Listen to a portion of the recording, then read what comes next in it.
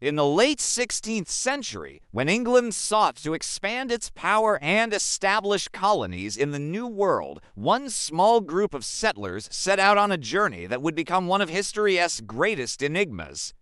Their story has fascinated historians, archaeologists, and storytellers for centuries. This is the tale of the Lost Colony of Roanoke. It all began in 1584 when Sir Walter Raleigh, an English explorer and favorite of Queen Elizabeth I, was granted permission to claim land in the New World. Raleigh envisioned a thriving English colony that could serve as a base for trade, exploration, and even piracy against Spain.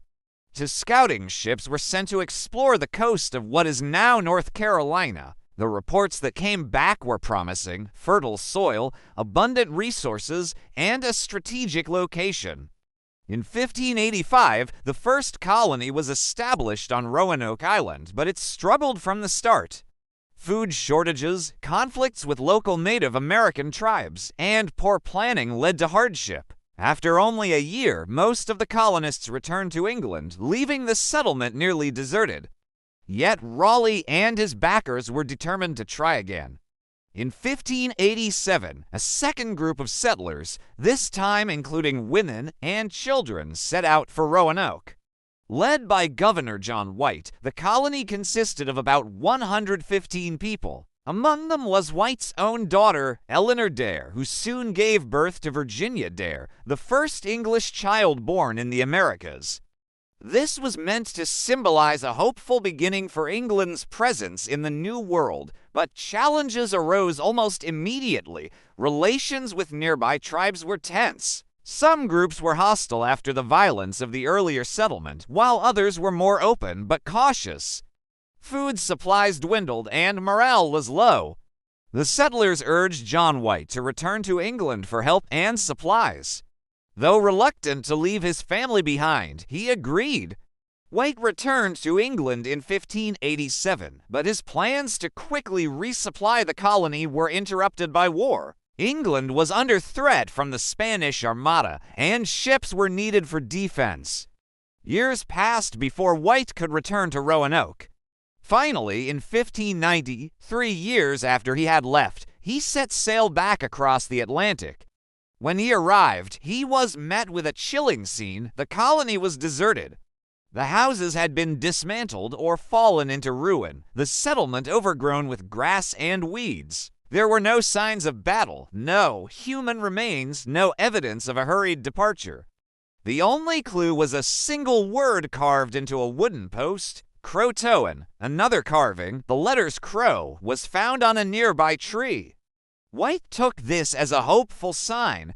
Croatoan was the name of a nearby island, home to a friendly Native American tribe. Perhaps the colonists had moved there for safety, but a storm prevented White from sailing to Croatoan, and his ship was forced to turn back to England. He would never return to search for his family. For centuries, the fate of the Roanoke colonists has remained a mystery. Historians and archaeologists have proposed many theories. Some believe the settlers tried to integrate with local tribes, either willingly or out of necessity. Oral traditions among certain Native American groups speak of Europeans living among them. Others suggest the colonists may have been attacked and wiped out by hostile tribes, though the lack of evidence makes this uncertain. Another possibility is that they attempted to sail back to England on their own, building boats from the timber of the settlement. If so, they may have been lost at sea. Still others believe they could have moved inland, merging with tribes along the rivers, their identities eventually lost to history. Archaeological digs over the years have uncovered tantalizing clues: European tools, pottery, and artifacts that seem out of place for the time.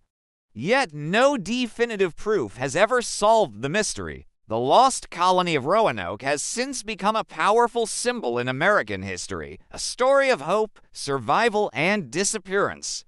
It reminds us of the challenges faced by those who crossed oceans in search of a new life, and of how easily human stories can vanish into the mists of time. So, what really happened to the Lost Colony?